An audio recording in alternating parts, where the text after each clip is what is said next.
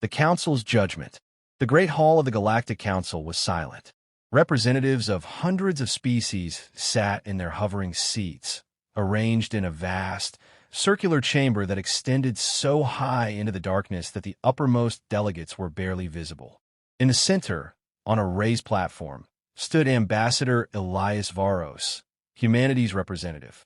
He was alone. Above him, the towering holographic form of High Chancellor Zeldar of the Yelvani Dominion flickered to life. His reptilian eyes regarded Varos with cold detachment. The vote is final. By order of the Galactic Council, humanity is hereby exiled from interstellar affairs. A murmur rippled through the assembly. Some species, those who had fought alongside humanity, looked uneasy. Others, the old powers, watched with smug satisfaction. Varos clenched his fists at his sides. On what grounds, he demanded. Zeldar's mandibles twitched. Your species has proven disruptive. Your reckless expansion, your militaristic tendencies, your refusal to follow protocol. The Council has determined that humanity is a destabilizing force. Varos let out a sharp breath. Destabilizing? We saved your worlds from the Krell invasion. We introduced fusion technologies that cut planetary energy crises in half. And this is how you repay us. A new voice rang out from the darkness. Counselor Vereen of the Zaltec Compact, a race of long-lived scholars.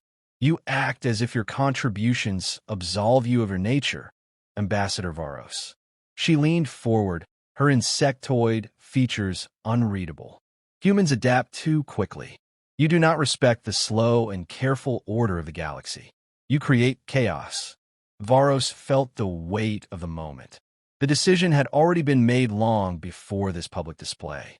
The trial was just a formality, a way to justify their betrayal. The sentence was devastating. Humanity was banned from Council trade networks. All human colonies outside Sol were declared independent, severed from Earth. Human fleets were prohibited from military expansion beyond their current borders. It was exile, de facto isolation, a slow death by stagnation. Varos took a steadying breath. Then he did what no ambassador before him had done in the Great Hall. He laughed. It was not the laughter of amusement, but of disbelief, of defiance. His voice echoed across the chamber, silencing murmurs. You fear us, he said, stepping forward. That's what this is. You've seen how fast we learn, how we refuse to be ruled. And now, instead of working with us, you cast us out because you know you can't control us. Zeldar's gaze hardened. You will abide by the Council's decree, or you will face consequences.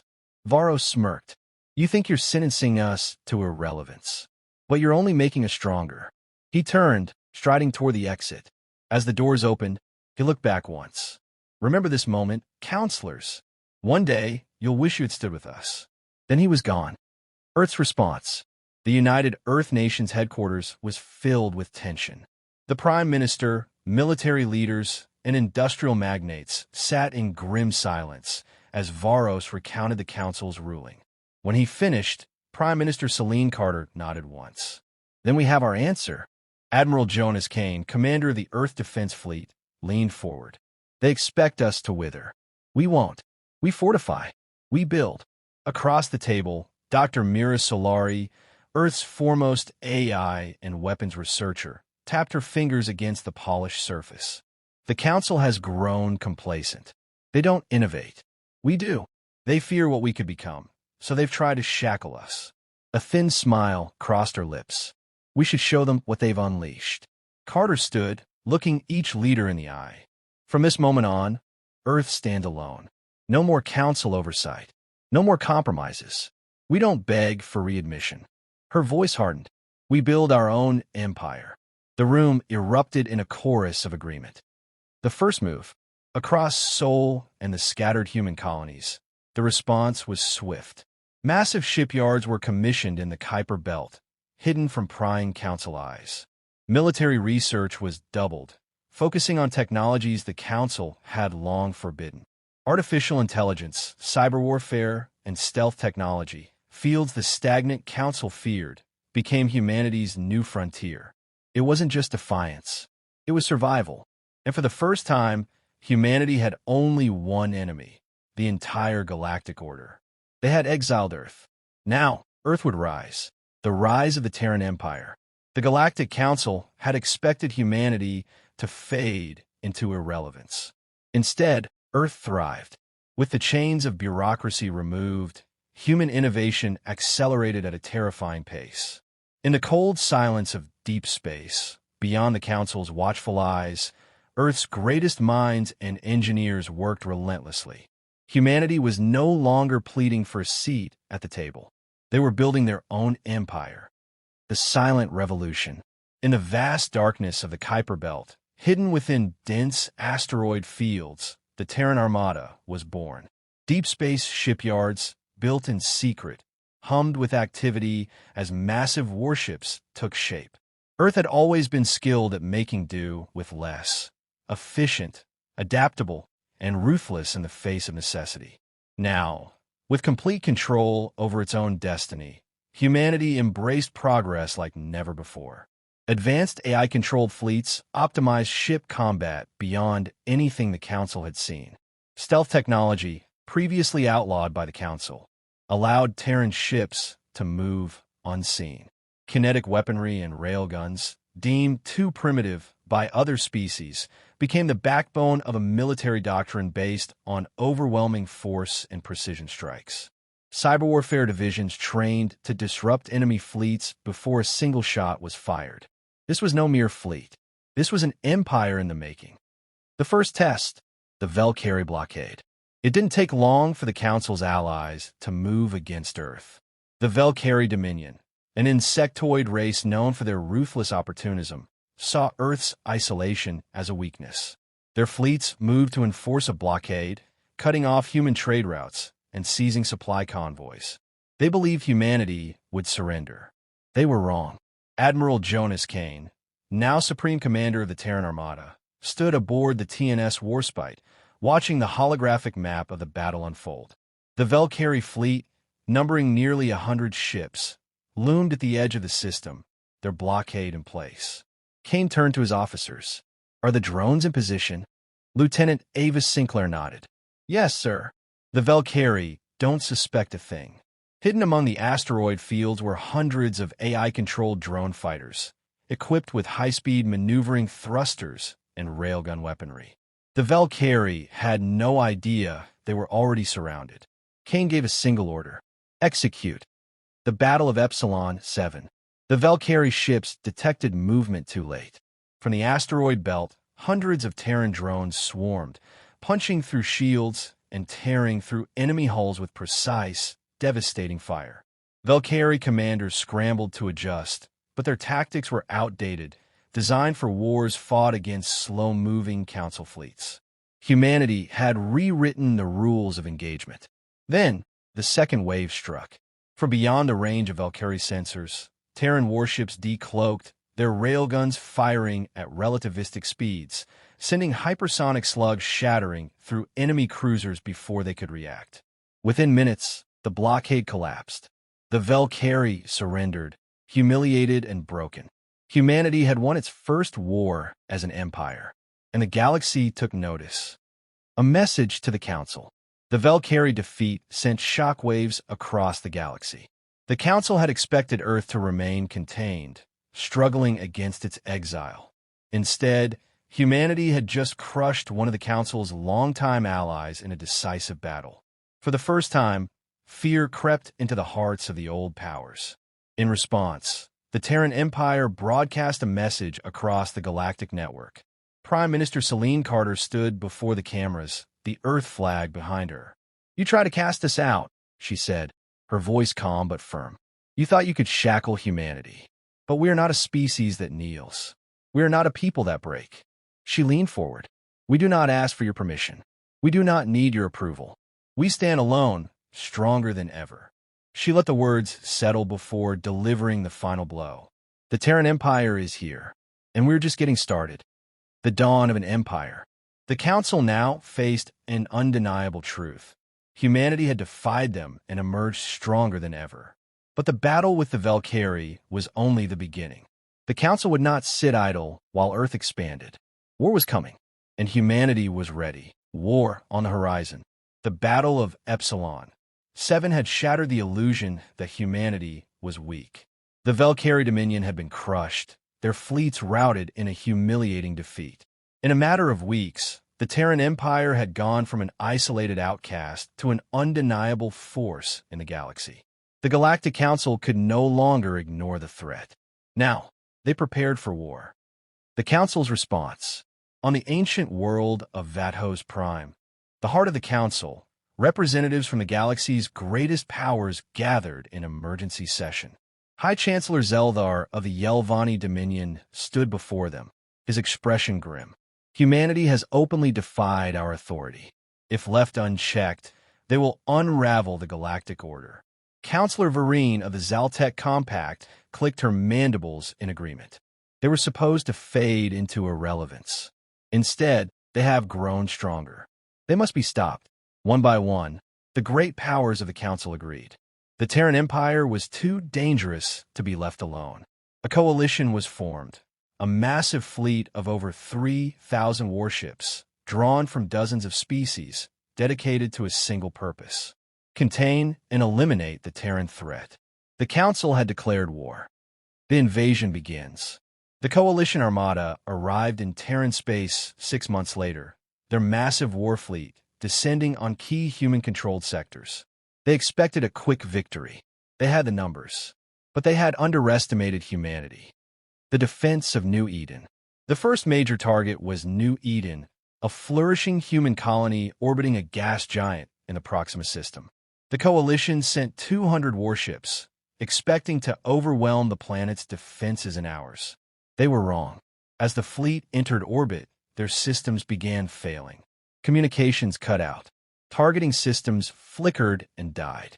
Warships collided as their navigation systems fed them false data. The Council had expected conventional war. Humanity had given them cyber warfare. Behind the digital assault was Dr. Mira Solari, Earth's leading AI specialist. From a hidden command station on the moon Erebus, she watched as the enemy fleet collapsed into chaos. "Execute Phase 2, she ordered. At that moment, the Terran war fleet struck from the shadows. Stealth cruisers decloaked within the enemy formation, unleashing devastating precision strikes. Railguns and kinetic torpedoes tore through shields, while AI-controlled drone squadrons swarmed the remaining ships. Within 30 minutes, the Coalition fleet was in full retreat. Humanity had turned New Eden into a graveyard. Turning the tide. Across the frontier, the same story played out. At the Battle of Draconis Rift, a fleet of Terran ambush cruisers lured the Coalition into a gravity trap, where a black hole's pull ripped their ships apart. At Vega 9, human infiltration teams disabled a Council supply station, leaving an entire invasion force stranded and starving. On the frozen world of Titanes, Terran shock troops in advanced exosuits overran enemy positions, proving that even in ground warfare, humanity was superior. The Council had come with overwhelming numbers, but humanity fought with strategy, technology, and sheer relentless will. And it was working. Defections and doubt. As the war raged on, something unexpected happened. Other species began defecting to the Terran Empire. The Council had ruled the galaxy for centuries, but it had grown corrupt, stagnant. Many of its member worlds had suffered under its bureaucratic rule, unable to advance, trapped in endless political games. But the Terran Empire was different. Humanity rewarded progress and innovation. They offered protection, not control. They valued allies who earned their place, rather than those born into privilege. One by one, species abandoned the Council and pledged loyalty to Earth. The Council was no longer fighting just humanity. It was fighting a revolution. The final blow. With their forces crumbling, the Council made one last, desperate move. A massive fleet, the largest ever assembled in galactic history, was gathered for a final assault. Over 1,000 warships prepared to strike directly at Earth. The Council was betting everything. They believed that if they could crush the Terran homeworld, the Empire would collapse. But humanity had seen this coming, and Earth was ready. The war's endgame. As the Council fleet approached the Sol system, the sky above Earth darkened with Terran warships, waiting. The final battle was about to begin. And this time, humanity wasn't just fighting for survival. They were fighting for dominance. The fall of the Council, the rise of humanity. The final battle for Earth had begun. The Galactic Council's Grand Armada, 1,000 warships strong, emerged from hyperspace at the edge of the Sol system. It was the largest fleet ever assembled, meant to be humanity's doom. But humanity was waiting. The Terran home fleet, composed of heavily armed battleships, stealth destroyers, and swarms of AI-controlled drones, formed a wall of steel between Earth and the invaders. On the TNS Warspite, the flagship of the Terran Armada, Admiral Jonas Kane stood on the command deck, staring at the vast fleet before him. "The Council believes this will be our end," he said to his officers. "Let's show them why they're wrong." The battle for the future of the galaxy had begun. The Battle of Sol. The Council fleet advanced, their capital ships unleashing massive volleys of plasma fire. Their numbers were overwhelming. Humanity should have been crushed. But the Terran counterattack was unlike anything the Council had ever faced. Stealth corvettes slipped behind enemy lines, launching precise strikes against command vessels. AI-coordinated drone swarms overwhelmed enemy fighters, cutting through formations like a hive of mechanical wasps. Railgun barges, moving at near-light speed, pierced straight through enemy shields and armor, shattering Council ships with pinpoint accuracy. The battle was not just fought with weapons, it was fought with strategy. Dr. Mira Solari, leading Earth's cyber warfare division, had already infiltrated the Council's fleet systems. One by one, Council ships lost navigation control. Their targeting systems turned against them, firing on their own allies. Confusion spread through the Armada as ships veered off course, crashing into each other. What had once been a coordinated invasion force became a chaotic, disorganized brawl. And that was when humanity struck the killing blow. The turning point. Amidst the chaos, the flagship of the Council fleet, the dreadnought Ascendancy, tried to regain control. High Chancellor Zeldar himself was aboard, barking orders, desperate to salvage the battle. That was when Admiral Kane gave the final command. All ships focus fire on the Ascendancy. From across the battlefield, Terran warships unleashed a relentless barrage. Railgun slugs, kinetic torpedoes, and AI-guided missiles tore into the dreadnought's hull. In its final moments, the Ascendancy's shields flickered and failed. Its engines ruptured, and in a blinding explosion, the flagship of the Council was obliterated. With it, the last hope of the Council died. Their forces, leaderless and broken, fled in full retreat. The war was over, and Earth had won. The fall of the Old Order. The defeat at Earth shattered the Galactic Council's power. Member species, seeing the Council's weakness, revolted, declaring independence or pledging loyalty to the Terran Empire. Former allies of the Council defected, recognizing that humanity was now the dominant force in the galaxy. The last remnants of the old regime collapsed, and within weeks, the once mighty Council was officially dissolved. In its place, a new order rose. Humanity, once an outcast, had become the ruler of the stars. The declaration of the Terran hegemony. From the ruins of the old galactic order, a new power emerged. The Terran hegemony.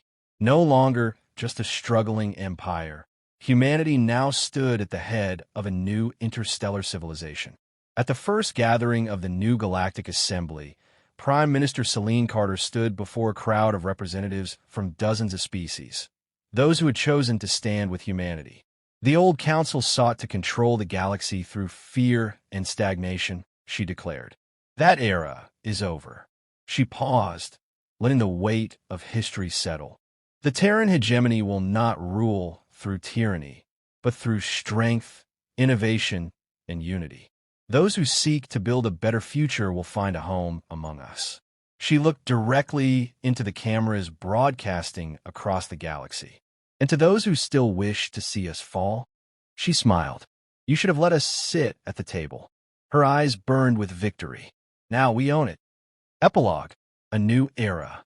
As the dust settled, The galaxy stood on the precipice of a new age. Humanity had not just survived exile. They had conquered the stars, and the galaxy would never be the same again.